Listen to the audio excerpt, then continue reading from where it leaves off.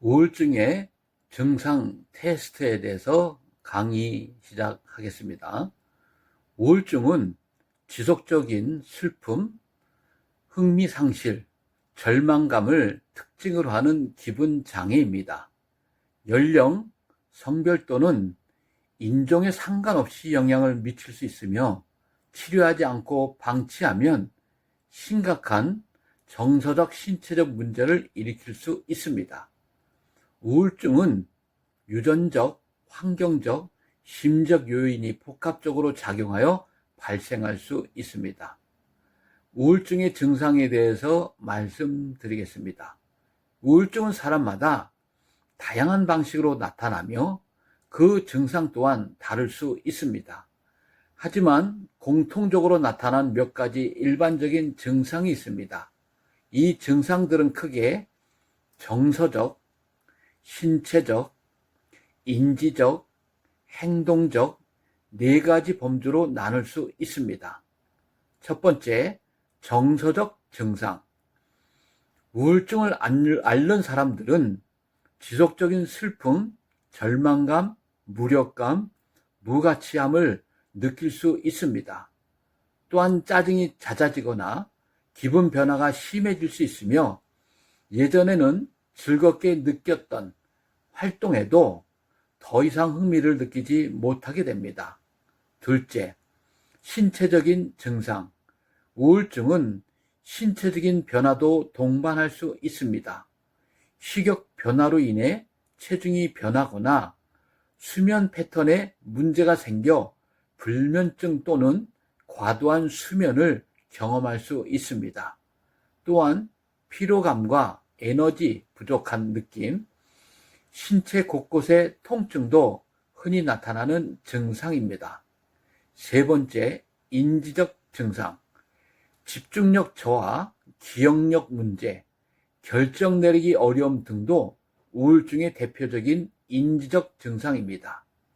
또한 자신과 타인, 세상에 대한 부정적인 생각에 빠져들기 쉽습니다. 네 번째, 행동적 증상. 우울증을 앓는 사람들은 종종 사회적 활동을 피하거나 이전에 즐기던 활동을 회피하는 경향이 있습니다. 심한 경우 자해나 자살 충동을 느낄 수도 있습니다. 다음은 우울증 증상 테스트에 대해서 말씀드리겠습니다. 우울증 증상 테스트는 우울증을 진단하거나 증상을 파악하는 데 도움이 되는 중요한 도구입니다. 이 테스트는 자가평가 설문지와 전문가 평가로 나눌 수 있습니다. 첫 번째, 자가평가 설문지.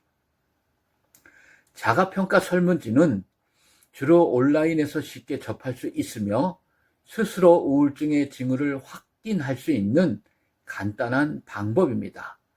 설문지를 작성하며 본인의 감정, 생각, 행동에 대한 질문에 답하게 됩니다.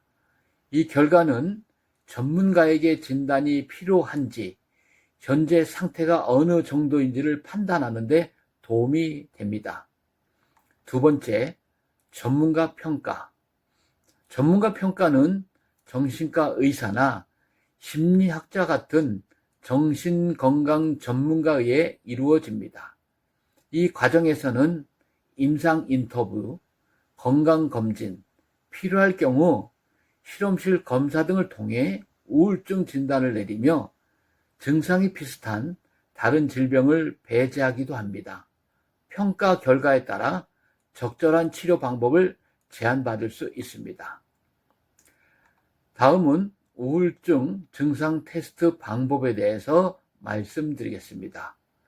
우울증 증상 테스트를 받는 과정은 다음과 같습니다. 첫째, 준비. 테스트를 받기 전에 조용하고 집중할 수 있는 환경을 만드는 것이 좋습니다. 또한 충분한 시간이 확보된 상태에서 진행하는 것이 바람직합니다. 둘째, 테스트 진행. 테스트는 자가평가 설문지를 작성하거나 전문가의 상담을 통해 진행될 수 있습니다. 자가평가의 경우 본인의 상태를 솔직하게 답하는 것이 중요합니다. 전문가 평가를 받을 때는 자신의 생각과 감정에 대해 열린 자세로 대화에 임하는 것이 좋습니다. 셋째, 결과 해석. 테스트 결과는 자가평가의 경우 점수나 결과 범위로 나타나며 이를 통해 본인의 증상 심각도를 확인할 수 있습니다. 전문가 평가는 더 심도 있는 진단을 제공하며 이를 바탕으로 구체적인 치료 계획이 세워집니다. 결론을 말씀드리겠습니다. 우울증 증상 테스트의 이점. 우울증 증상 테스트는 우울증이 의심되는 사람들에게 여러 가지 장점을 제공합니다. 테스트를 통해 우울증의 징후와 증상을 명확하게 파악할 수 있으며 필요시 전문가의 도움을 받도록 권장됩니다. 또한 우울증 관리와 치료의 기준선이 되어 치료 경과를 추적할 수 있습니다. 무엇보다 우울증에 대한 낙인을 줄이고 정신건강에 대한 이해를 높이는 데 기여할 수 있습니다. 우울증은 모든 연령, 성별, 인종에 영향을 미치는 일반적이면서도 심각한 정신질환입니다. 증상이 다양하게 나타날 수 있어 쉽게 간과될 수 있기 때문에 증상 테스트는 이를 조기에 인식하고 적절한 대처를 할 수 있도록 도와주는 중요한 도구입니다.